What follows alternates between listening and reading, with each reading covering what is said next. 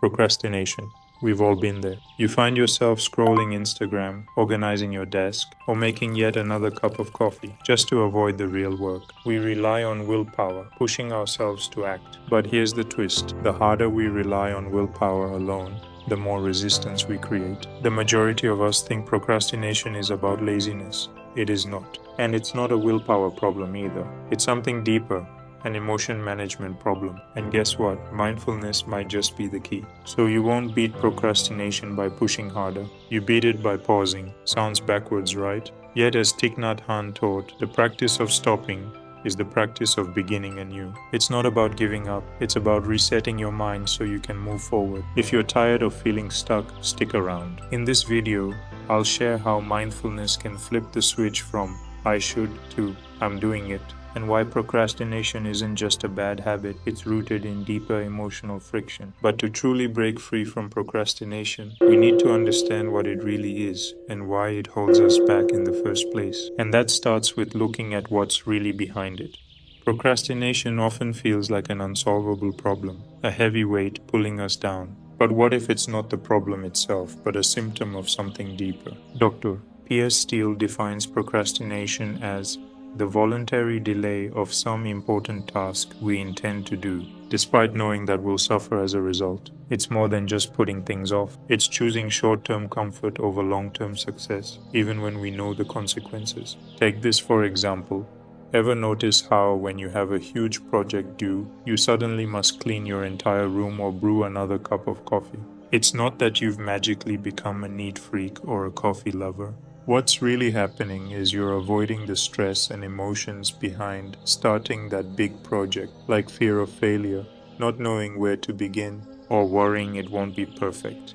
Picture a messy closet. You open the door, see all the clutter, and feel overwhelmed. Instead of tackling it, you shut the door and do something, anything else. Procrastination works the same way. Our brains shut the door on what feels overwhelming and seek comfort in distractions, like scrolling social media or rearranging furniture. We're not lazy, we're simply dodging the uncomfortable emotions that come with the task.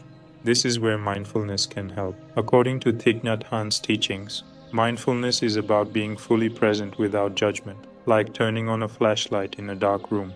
When it's dark, it's scary and you have no idea what you're stumbling over. But with a flashlight, you see the mess clearly. It's no longer a vague, terrifying unknown. Now you can decide, okay, I'll pick up one item at a time and little by little I'll clean this up. Mindfulness helps you notice and name what you're feeling. I'm afraid of messing this up, or I'm overwhelmed by where to start, instead of letting those feelings push you into more distractions. Once you see what's really happening inside, you can move forward with less pressure. You're not forcing yourself to work, you're simply understanding the stress and choosing to handle it bit by bit. That's why mindfulness is so powerful. It replaces avoidant, anxious energy with calm, step-by-step progress. Instead of saying, I should do it, you say, I'm doing it, one piece at a time.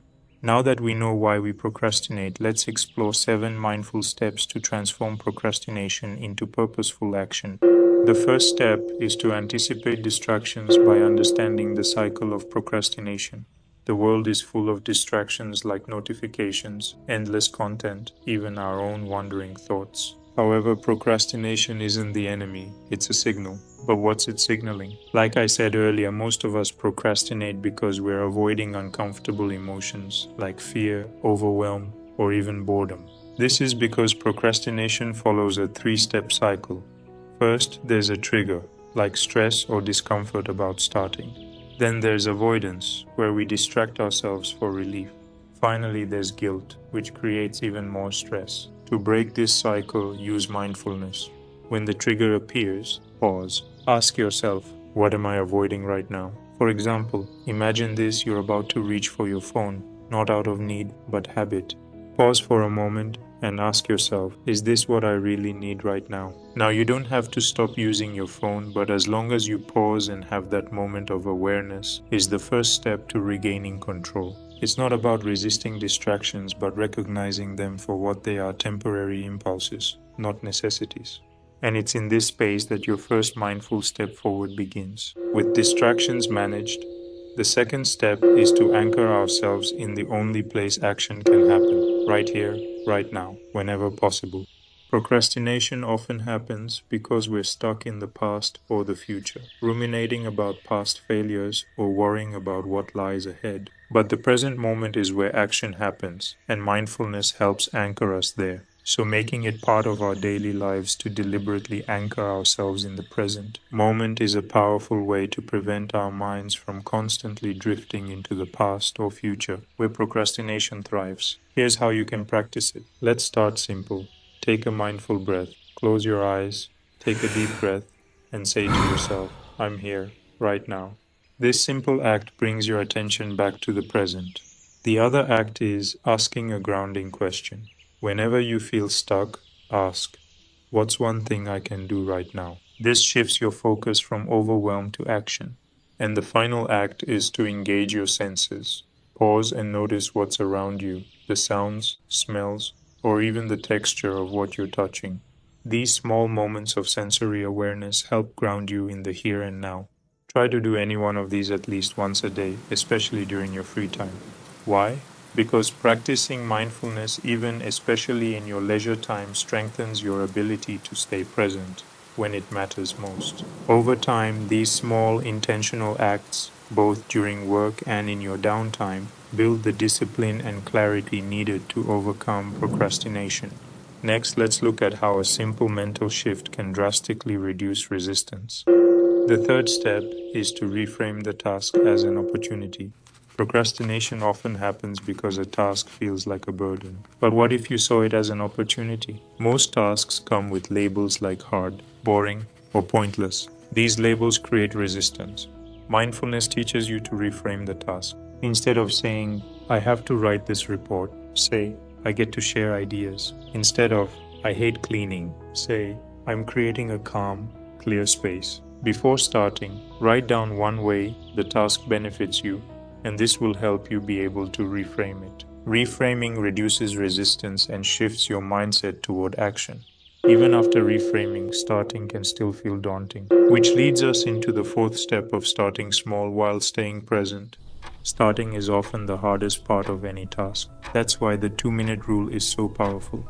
Commit to just 2 minutes of the task, whether it's writing one sentence, organizing one drawer, or responding to one email. But here is the important bit. While working, pay attention to your breath and body.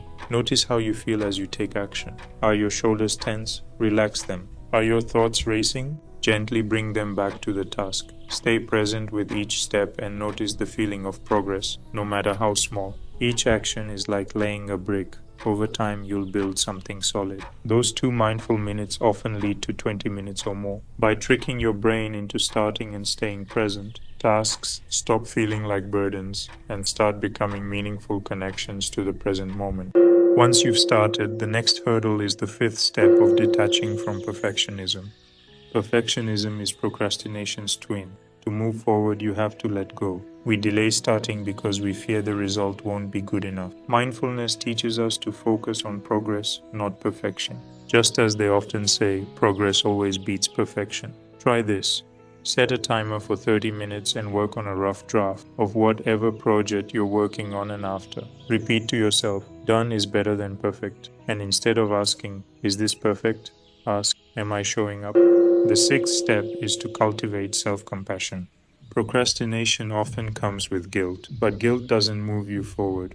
Self-compassion does. And Thich Nhat Hanh reminds us to meet ourselves with kindness. When you feel stuck, pause, place a hand on your heart and say, it's okay, let's try again. Celebrate even the smallest wins. If you have worked on a task for 15 minutes, reward yourself with a mindful tea break. These small moments of joy keep you motivated and mindful. Finally, no mindful journey is complete without reflection. And our final step is reflection to build awareness. Procrastination isn't just a habit, it's a teacher. Regular reflection helps you recognize patterns and emotions behind procrastination. After completing a task, or even after procrastinating, take 5 minutes to reflect. Ask yourself, what feelings came up when I started this task?